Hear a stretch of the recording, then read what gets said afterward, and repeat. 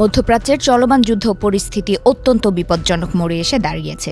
গত বুধবার রাতে বাহরাইন, জর্ডান এবং কুয়েতের ভূখণ্ড ও আকাশসীমা লক্ষ্য করে আকস্মিক সামরিক হামলা চালিয়েছে ইরান। এসব পুরো মধ্যপ্রাচ্যের নিরাপত্তা সমীকরণকে উলটপালট করে দিয়েছে।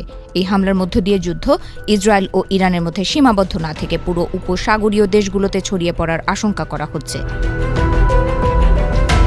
এই চরম উত্তেজনাকর পরিস্থিতির মুখে বৃহস্পতিবার কূটনৈতিক হস্তক্ষেপ করেছে সৌদি আরব।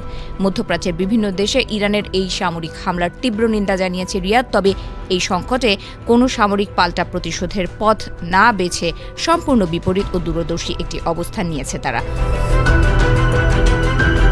অত্যন্ত জোরালোভাবে অবিলম্বে যুদ্ধবিরতির আহ্বান জানিয়েছে সৌদি পররাষ্ট্র মন্ত্রণালয়। এছাড়া যুক্তরাষ্ট্র ও ইরান সহ সংশ্লিষ্ট সব দেশকে কোনো রকম বিলম্ব না করে আলোচনার টেবিলে ফিরে আসার অনুরোধ করেছে তারা।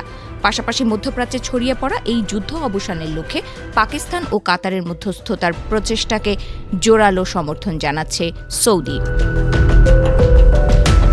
সৌদি আরব বিশ্ব নেতাদের এবং সংঘাতরত দেশগুলোকে অনুরোধ করেছে যে তারা যেন সামরিক শক্তির দম্ভ পরিহার করে বিচক্ষণতাকে প্রাধান্য দেয়, আর এই বিচক্ষণতা প্রমাণের একমাত্র উপায় হল আবার কূটনৈতিক প্রচেষ্টায় ফিরে যাওয়া। বিশেষজ্ঞরা বলছেন, যুক্তরাষ্ট্র ও ইরানের যুদ্ধ থামাতে পাকিস্তান ও কাতারকে মধ্যস্থতাকারী হিসেবে মেনে নিয়ে সৌদি আরব বিশ্ব রাজনীতিতে একটি বড় বার্তা দিয়েছে। এর আসল উদ্দেশ্য হল মুসলিম দেশগুলো যেন নিজেরা একজোট হয়ে এই মারামারি ও রক্তপাত বন্ধ করতে একটি শক্তিশালী ভূমিকা রাখে। বর্তমানের এই চরম অশান্ত ও দল উপদলে বিভক্ত বিশ্ব পরিস্থিতিতেও পাকিস্তান এবং কাতার উভয় দেশই ইরান এবং অন্যান্য আরব দেশগুলোর সাথে সমানভাবে ভালো ও কার্যকর যোগাযোগ বজায় রাখতে পেরেছে। আর এই কারণেই সংকট মেটানোর জন্য এই দুটি দেশকে সবচেয়ে যোগ্য ও নির্ভরযোগ্য মাধ্যম মনে করা হচ্ছে। পুরো মধ্যপ্রাচ্য যখন যুদ্ধের আতঙ্কে কাঁপছে, তখন সবাই অধীর আগ্রহে তাকিয়েছিল সৌদি আরব এখন কী পদক্ষেপ নেয়। সৌদি আরব কোনো যুদ্ধ বা পাল্টা হামলার পথে না হেঁটে পরিষ্কারভাবে শান্তির কথা বলেছে।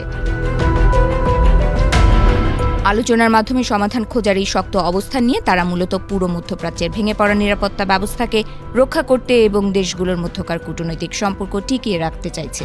তবে সৌদি আরবের এই জরুরি আহ্বানে সাড়া দিয়ে ইরান এবং তার শত্রুরা শেষ পর্যন্ত পাকিস্তান ও কাতারের ডাকে আলোচনার টেবিলে ফিরে আসবে কিনা, সেটি এখন দেখার বিষয়।